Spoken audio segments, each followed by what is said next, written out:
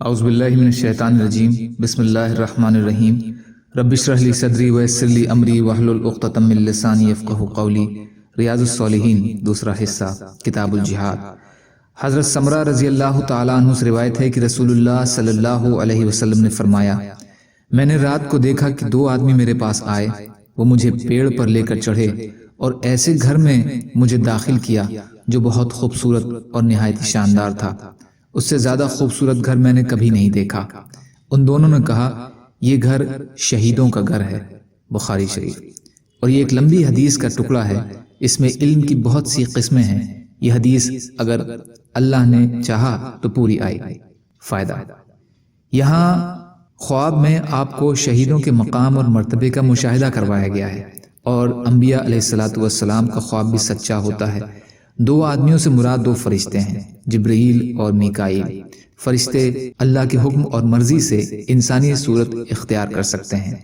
حضرت ام ربیعہ بنت برا رضی اللہ تعالی عنہا، جو حارثہ بن سراقہ رضی اللہ عنہ کی ماں ہیں، نبی اکرم صلی اللہ علیہ وسلم کی خدمت میں حاضر ہوئیں اور عرض کیا، یا رسول اللہ، کیا آپ مجھے حارثہ کی بابت خبر نہیں دیتے؟ اور یہ بدر والے دن شہید ہو گئے تھے۔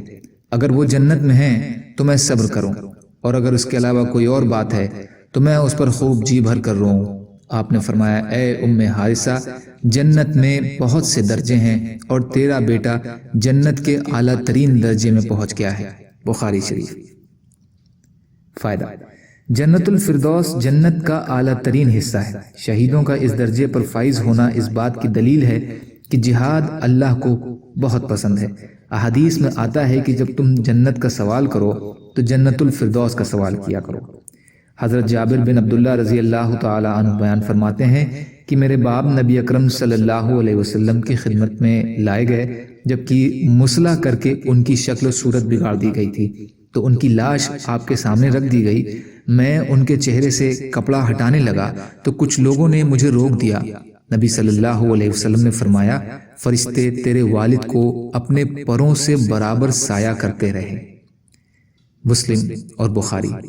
فائدہ، مسلح شکل اور صورت کے بگڑ جانے کو کہتے ہیں، جیسے دشمنی میں ناک کان وغیرہ کاٹ کر آنکھیں نکال کر شکل و صورت بگاڑ دی جائے، یا دوران جنگ اس طرح ہو جائے۔ بہت سے صحابہ کرام رضی اللہ تعالی عنہ کے ساتھ کفار اور مشرکین نے نفرت و بین میں اس طرح معاملہ کیا، لیکن اسلام نے مسلمانوں کو اپنے دشمنوں کے ساتھ مسلح کرنے سے منع فرمایا ہے۔ بہرحال اس میں حضرت عبداللہ کی فضیلت کا بیان ہے، جو شہادت کی وجہ سے انہیں حاصل ہوئی، یہ جنگ احد میں شہید ہوئے تھے۔ یا اللہ ہم سب کو کہنے سننے سے زیادہ عمل کی توفیق عطا فرمائیے۔ یا اللہ مظلوموں کی مدد فرمائیے، ہم سب کو اپنی استطاعت کے بقدر اپنا حق ادا کرنے والا بنائیے۔ یا اللہ سچی توبہ کی توفیق عطا فرما دیجیے۔ سبحان ربک رب العزت عما یصفون والسلام علی المرسلین والحمد للہ رب العالمین برحمتک یا ارحم الراحمین۔